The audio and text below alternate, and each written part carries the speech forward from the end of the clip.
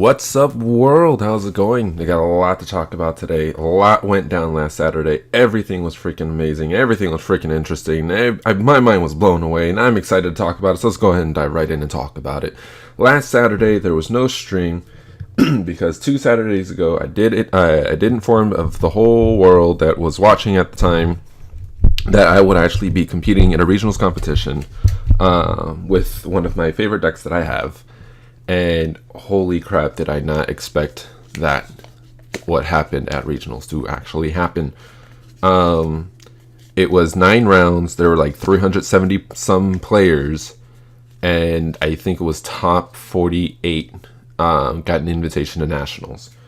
Nationals this year for us at the regionals that we went to go and compete is at the end of June, early July. I think it was like June 29th to the 1st of July. Not entirely sure. I think it sounds right, in Texas. So that's not even that. I can't even say that's like super far down the line. That's technically right around the corner because time flies so fast when you're an adult and you're adulting, right?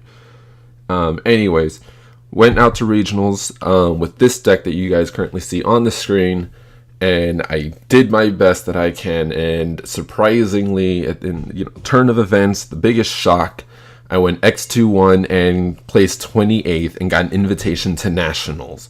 So with that being said, I just want to do a very brief run through the deck, what I actually took, why I took it. This isn't 100% the actual build, just because of the two. Oh, where's my cursor? Here it is. Just because of the 2 empty slots right here. That actually had 2 other trap. Well, 2 of 1 trap card, but it was like Mind Crush. I think it was. Was it?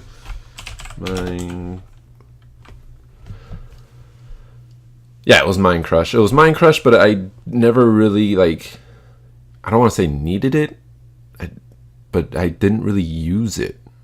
I've always had a counter to the things that I essentially ran into, except for Pen Magicians, really. So like Mind Crush, it was, I don't know. The side in this deck it's for the most part very you can alter it and do whatever the heck you want with it. I didn't need Summoner Monk. I didn't need Cosmic Cyclone, Cosmic Compass. I did not need a second Mike's. What other card? Or a Solemn Strike, right? So that's 4 cards. So these 4 cards could have easily been swapped out for something else, right? However, the balance with just 1 Twin Twister and then 1 Cosmic Cyclone, that was mind blowing. I didn't think it'd come clutch when it did at regionals, but well, holy crap! And anyways, let's go ahead and dive right into this. In the main deck, we had 2 of each pieces, the ABC pieces, the Dynamite pieces. I don't know. I think running him at 2 in this deck is enough, and taking into the account that 1, you practically search 2 or 3 of these pieces in 1 turn, right? Especially if you have the Glory Hand, then you search out practically all of these pieces in 1 turn. 2. You kind of recycle the pieces. If they don't Solemn Strike, Solemn Warning, Solemn Judgment, if they don't negate the summoning of your ABC and you somehow manage to get through the turn, and it's your opponent's turn, you banish something or whatever, and then you tribute, then you essentially recycle these. So you don't really need, there's not, in my opinion, there's not a major need for a 3rd copy unless you had a really, really bad hand in this deck, which does exist. Bad hands in this deck does exist. And you outlucked yourself, and you're stuck with only having 1 piece at a time for the next 3 turns, and they just keep banishing it. At that point, pardon me.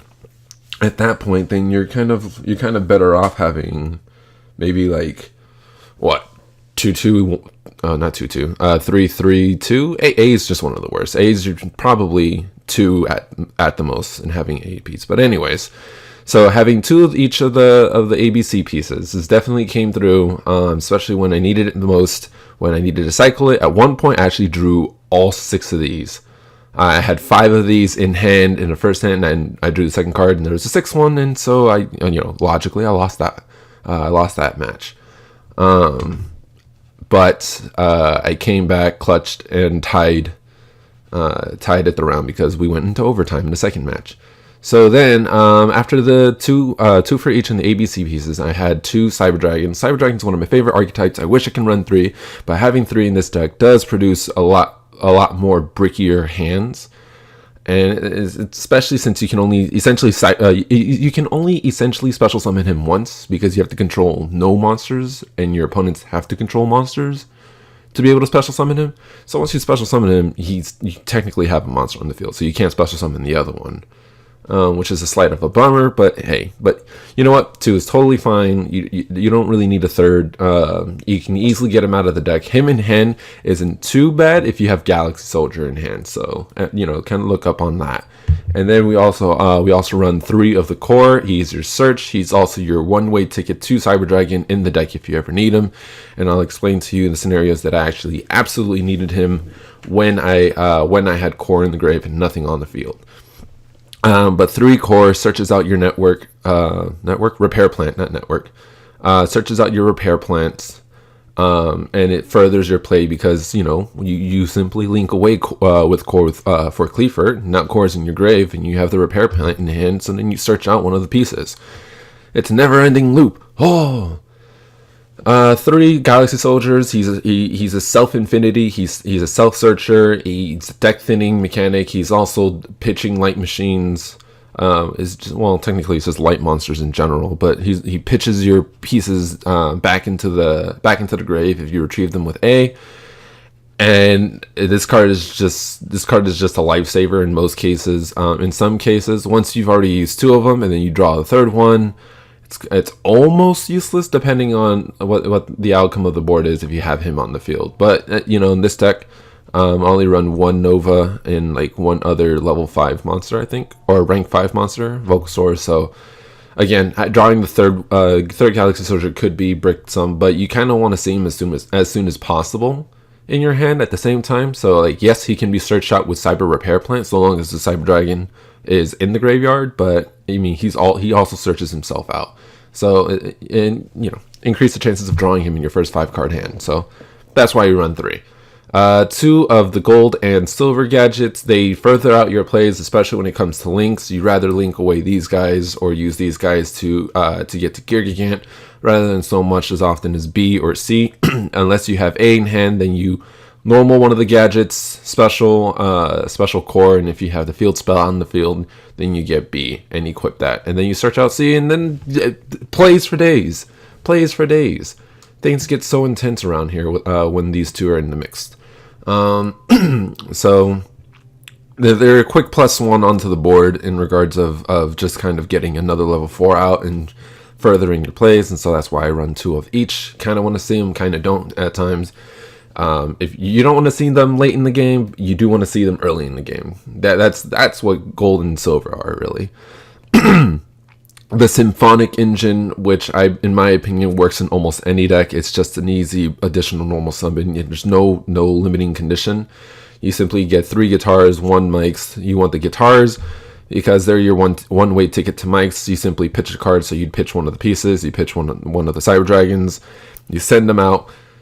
Special summon this guy. Once he touches the field, boom, you get an extra normal summon on top of the regular normal summon. So again, play pusher. He's also a level 5 machine, which is even better for this deck on the account that hello Nova, 2 level 5 machine monsters. Some people sometimes get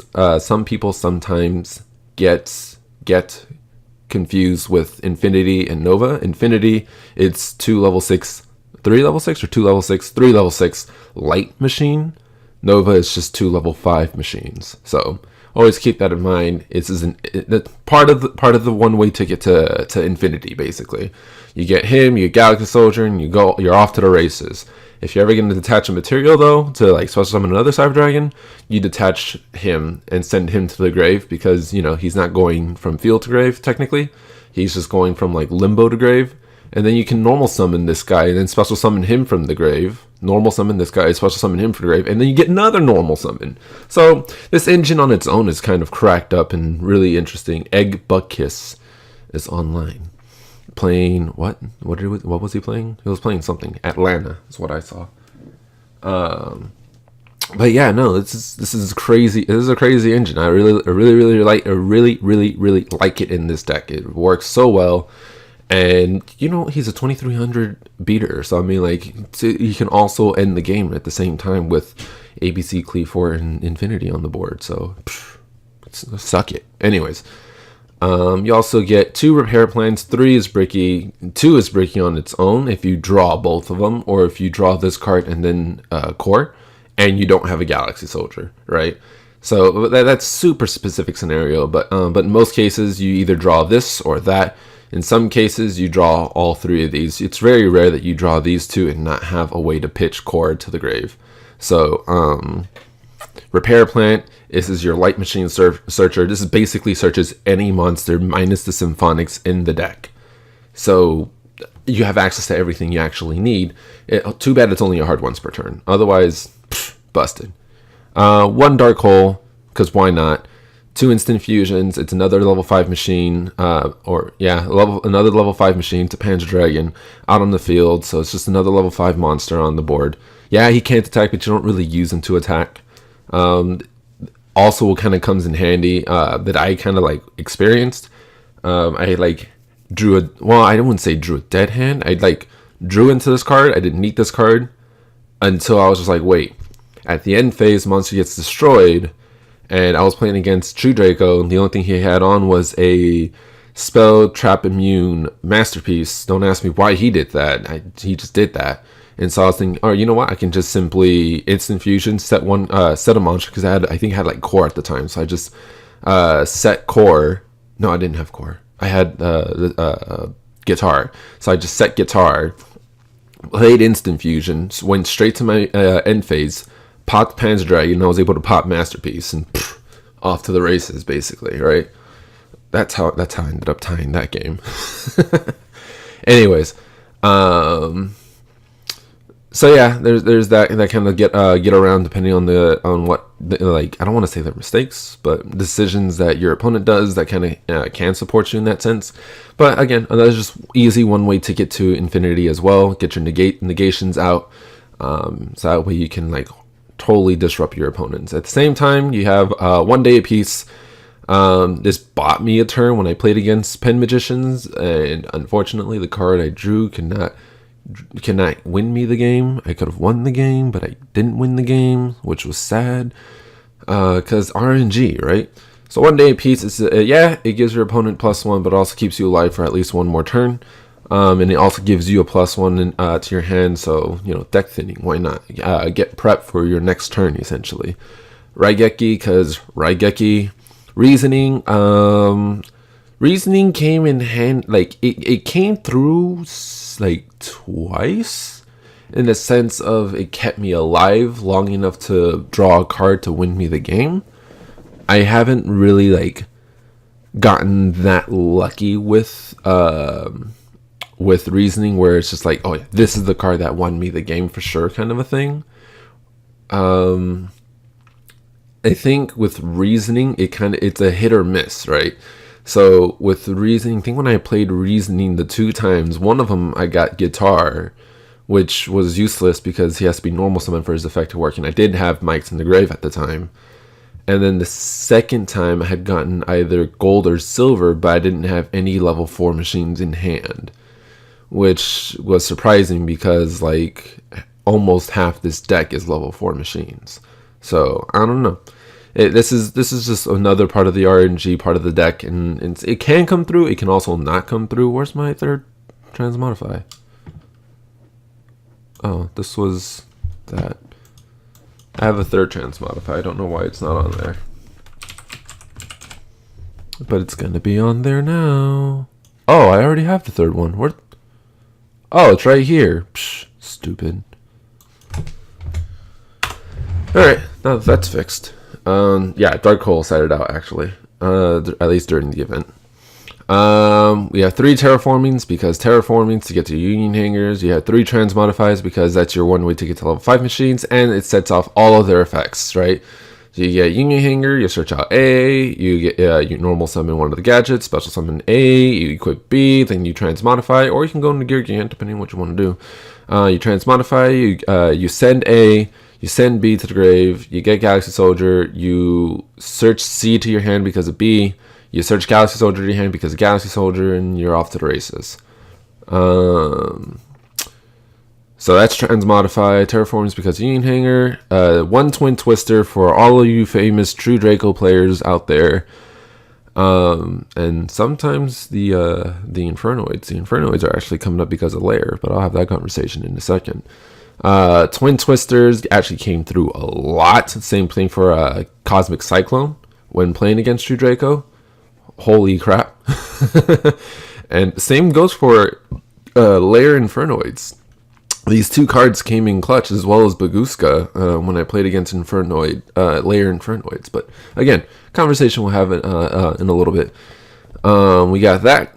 Your 3 Union Hanger because ABC, and your Upstart Goblin because you want to draw. So I'm playing a 38 card deck basically because of One Day Peace and Upstart Goblin. They're just draw ones basically. So.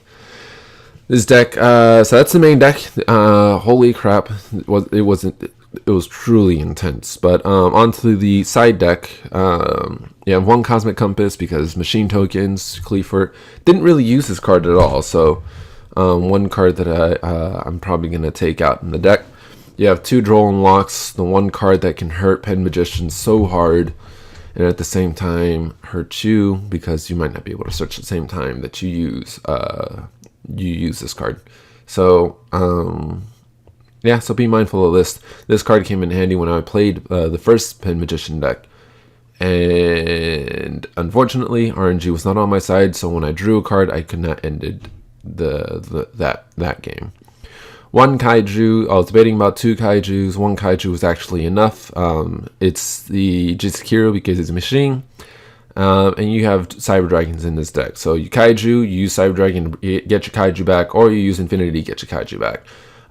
It just gets over Masterpiece. It gets over your what's it called? Lair Infernoids, because now they no longer have the monsters that have the effects to tribute stuff, so they can't tribute your monsters, and I'll let you know why that's that.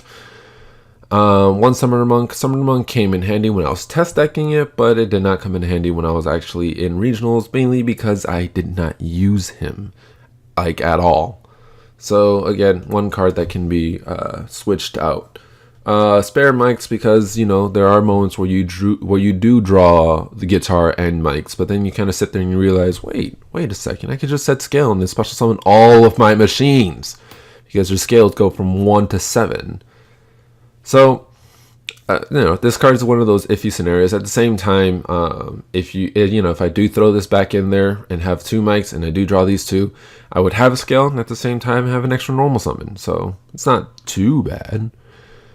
One Bagooska.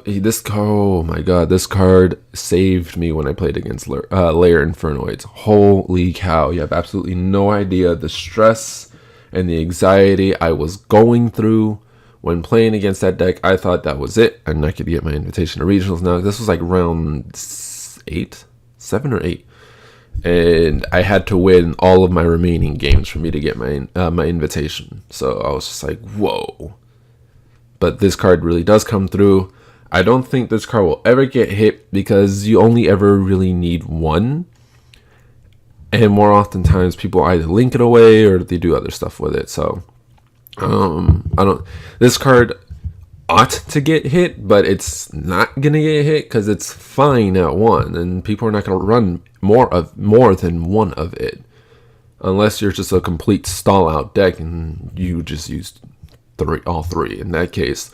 But I don't think anyone really does that, especially in this era, in this format, and in this current meta that we're in. So I am short-winded so hard. Anyways, yeah, 2 Called by the Grave for all the Hand Trap fans out there. You want to Ash Blossom me? Nope. I'm gonna get my search. I'm gonna get my special summon. I'm gonna get whatever, my mill, whatever the case may be. I'm gonna get it because Called by the Grave just it works so well when you chain it against the hand traps. And you know, this card saved me like twice when they try to Ghost Ogre me once and Ash Blossom me once. So, wow, what a stroke of luck when I actually had this card in hand or set on the field during that time.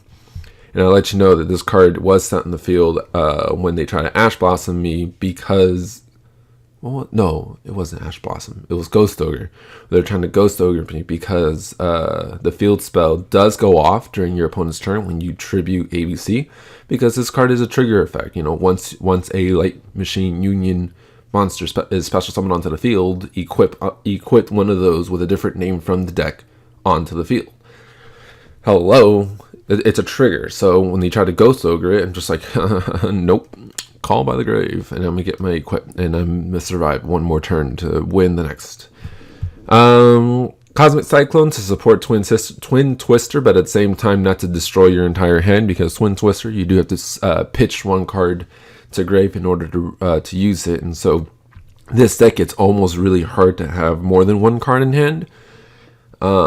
At all times, like I kid you not, at all times you probably will only have one card in hand at the end of almost each of your turns, including during your opponent's turn because of Qliphort's search effect. Cosmic Cyclone, use your life points. It's a good resource, and it resolves a lot of problems. And so this card came through when I played against True Draco, hitting the field spell or hitting the back row, so you can tribute summon the Masterpiece, or layer when they couldn't tribute my monsters because my monsters were no longer dark because of their field spell. One Monster Reborn because Monster Reborn, one Solemn Strike because Solemn Strike, and I've already talked about Dark Hole. In the extra deck is probably the main purpose of this deck, in my opinion. It's probably the best extra deck I've ever played with, but of course other decks are probably infinitely better. Pen Magicians at the moment, for me personally, I haven't really successfully gotten over them. I've only won against Pen Magician because it was an incomplete Pen Magician deck, so that's that.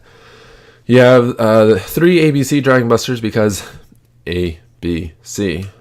It's awesome, quick effect to banish a card. You drop a card, you banish one of your opponent's cards, and you tribute itself and special summon these 3 pieces that you banished to special summon him, and in which triggers a search effect for Qliphort, which we'll get to a little bit later.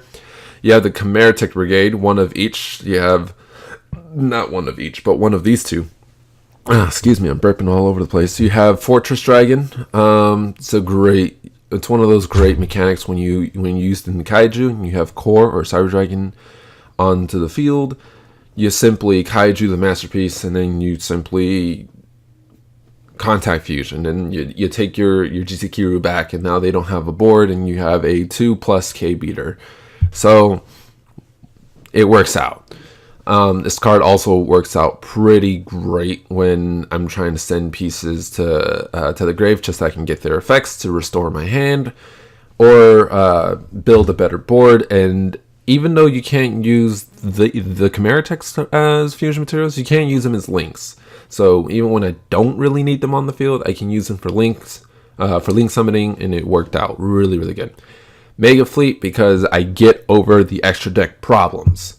Mainly, right? Just throw a Cyber Dragon out on the board. Hey, I'm dealing with Beals, not a problem. Contact Fusion away Beals, and I get this guy out. So again, it's the same concept.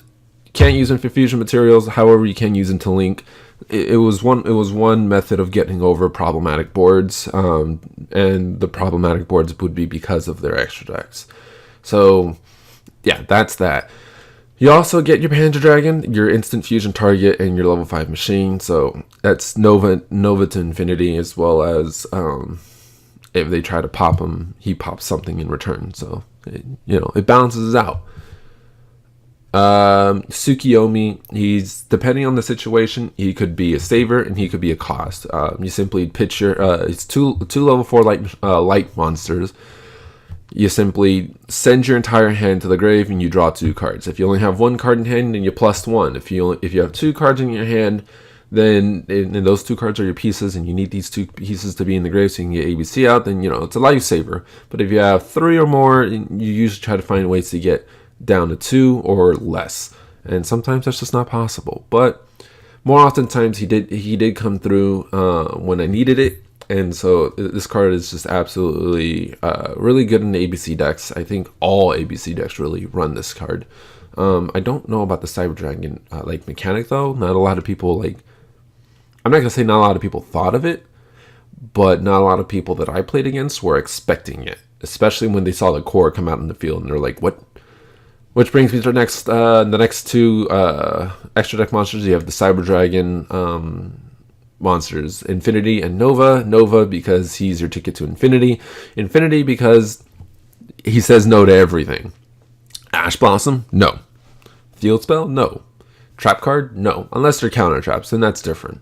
But he also absorbs face-up attack position monsters, so also kind of gets over some problematic issues. Sometimes it works, sometimes it doesn't. But hey, that's how things kind of go in this game, right? So, not everything's going to work 100% of the time, but this deck, this card definitely came through when I needed it most. This also gives you a +1 on the board because you detach material and you special summon a Cyber Dragon. Usually, you special summon this guy unless core can come in handy in terms of like just boosting Nova's effect. If you just need like an extra 4K to win the game, you simply banish core and his attack goes up to 4,200 and you just swing for the races. Gear Gigant, because he's a searcher, he searches out pretty much any card in this deck except for level 5 or higher. So you can search out the gadgets, you can search out guitars. Usually I use them to search out the guitar so I can get the extra normal summon, or if I already have guitar in hand, then I search out core so I can get the extra search. So in that case, I usually would have 2 cards in hand by the end of the turn, usually. Volcasaurus because spicy tech, pop in the pop monster that your monster controls, and then they receive damage equal to the original attack, so why not? I didn't really use him, but it's still a pretty healthy option to have. He's kind of like my swap out target for Baguska. So, I mean, it's not all bad. But, I mean, you know, he's a nice tech to have. Yeah, the Link Brigade. I cannot... Oh, you know what? One Link monster at a time. Decode Talker. Link 3. He negates as long as he's always got materials being pointed to. So, I mean... Why not? And he gains 500 attack for every card he points to. And you can tribute away your opponent's monster if your opponent isn't like paying much attention and summons their monster to a zone that he's pointing to. As you can see, he's pointing upward, right? So, you know, you don't even have to sack your own monsters. But the only catch is that your opponent has to target a card you control. That's the only catch. But that's not that bad of an issue, especially when you're running ABCs. Because when you have ABC, was it Buster Dragon or Dragon Buster? I always get that confused. Dragon Buster. When you have ABC Dragon Buster and you use his banish effect, you just tribute him, and then you put the 3 pieces exactly where this guy points to, minus the 1 on top, because you can't special summon monsters onto your opponent's side of the field, unless it's a kaiju, really. So it just gives him more muscle, and it gives him more ammo. It's disgusting. Well, I mean, it's not disgusting, but it's still a great card. Cleefort, I cannot tell you how many times this card saved me in countless duels, especially against True Dracos. Because True Dracos, man, do they love their anti-spell fragrance. And how much they love their skill drain. But Cleefort Genius, he's unaffected by spells and traps, as well as unaffected by Link monsters. So you get Cleefort Genius, you somehow have already used either my hand's no longer on the mouse. You either somehow already used Guitar's effect on in the scale, or you've already used the field spell, and so you use these as dead weight targets to pay your end, and you target either anti-spell fragrance or skill drain, and now you can use your spells and traps or your monsters effects. And so holy crap, this card saved me ample amount of times, and it also saved me in the sense of like killing some of the attack that Masterpiece would have. Sometimes he would be affected by spells, and so Diagram's out, and so he's at 3250. And the strongest monster I got currently on this board should technically it's Decode if he gets all 3 or even just 2 pieces at his markers, but on its own nature would be ABC, and that's 3000. It can't get over. I'm 250 shy for Masterpiece, so you simply negate the Diagram field spell, and boom, Masterpiece is at 2950, and you can easily get over it with ABC. So this card was definitely like MVP at regionals. Holy crap. And then Underclock Taker, same thing. This card is probably the only reason why I ended up drawing against True Dracos, because we were both out of cards basically, and like I had some like super crazy like thought in mind, and I'll be honest, had he hit Gear Gigant when I special summoned Gear Gigant, that would have been it for me. He would have won, but he didn't. He was saving the Solemn Strike, or not Solemn Strike. He was saving the Solemn Warning for ABC, and I was just like, you know what? I haven't normal summoned yet. I'll go ahead and search out Core, get Repair Plant, because Repair Plant also shuffles back your light machines that's in the grave, so long as you have at least one Cyber Dragon in the grave, and you can get both the search and the shuffle if you have more than three or more Cyber Dragons in the grave. So I had already gone through 2 of my ABCs. I only had 1 ABC left. I knew that if I tried to get that ABC out, he was going to Solemn Warning it. So got Core, normal Core, shuffled back one of the ABCs, then special summon one of the ABCs. I already had all 6 pieces in the grave. Special summon one of the ABCs. Well, before I special summoned the ABC, I had to special summon Underclock Taker. And then special summon one of the ABCs. He Solemn Warninged it, special summon the other ABC, and I used Underclock Takers to decrease the attack of not Masterpiece. It's one of his partners. I don't remember what it was. It's the one that like searches out a True Draco monster, I think, or a True Draco spell trap card when you activate an effect. I brought her attack all the way down to 0 because, you know, ABC is 3000. Her attack was like 21 or 25 or something like that. And holy crap, tied the duel there. So that was intense. So Underclock Taker does come through in this deck, really, really like on key. And I can see why this card was like highly anticipated when it first came out. I don't know how anticipated it is, like how excited people get when they see this card now. I think they're just like, I don't know why this card's good. But you know, this card did came through. I don't know if it's like great good, but one of the like the playmakers in this deck. So that's the deck that I went in.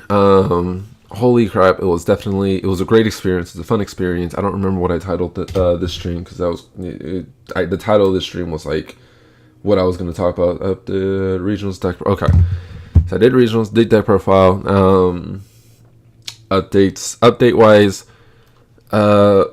You know, let me come about it this way. When I went to regionals, I played against 3 True Dracos, Burning Abyss, 2 Pen Magicians, Lightsworn Shirinui, and Lair Infernoid. And holy crap, Lairs. I think with enough exposure, it's gonna climb its way to the top, right? Especially since we haven't gotten our ban list yet. We're still waiting for the TCG ban list to come out. Who knows? But this card and this archetype, it's going to be very interesting to see what kind of happens. And you know, I think to an extent this card is kind of busted, right? Especially Lilith, right? Lilith, you simply search out 3 normal traps. So that's your Mirror Force Searcher to a Mirror Force Searcher, because you have that new Mirror Force Searcher coming out in July, in I think Cybernetic Horizon. So it's very crazy looking right now with this deck. But this deck basically makes all monsters dark on the field, and if you were to tribute summon, I think you can like tribute your opponent's monsters or whatever. This card's crazy. This card's crazy, and I'm not gonna say it needs to get hit, but some ruling of this card needs to get checked in some way, shape, or form before people who get like super scientific with this deck find like the most disgusting way to work around with this deck. Because even Masterpiece can suffer through this deck, because tributing is cost, right? If Masterpiece was tribute summon using a monster in a trap, yeah, he's unaffected by the monster effect, but he's not unaffected by the cost. So he can still tribute away Masterpiece. So this is very interesting. This ruling was actually shared right before regional started, so it's crazy. It's insane. I think this card's or this archetype's going to change the way the meta is for the time being, especially after the ban list comes out. Speaking of which, Konami, we're still waiting on you for that ban list. Once that ban list comes out, then we'll be happy, because then we can live in peace for a short while before the next ban list comes out. So, kind of give us peace of mind. Can we have fun? And some people, can we make money? Are we losing out on money? Because if True Draco gets it, people kind of lost out on money. No, not gonna lie, True Dracos is not that affordable. Same goes for like Ash Blossoms. If Ash Blossoms do get hit, which with the current meta, I don't think they're going to get hit that bad. Like, they probably could get hit, but I don't think it'll get that bad. Snow Rabbit, also one of the cards that they ought to consider hitting, because it's too good in combination with Topologic, and Topologic on its own isn't that good. So again, it's a lot going on with what could be happening with the ban list, what could not be happening with the ban list.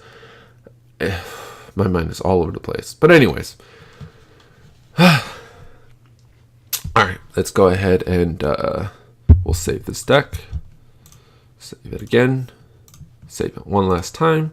Let's go ahead and play a few rounds, play a few games, and have some fun. We exit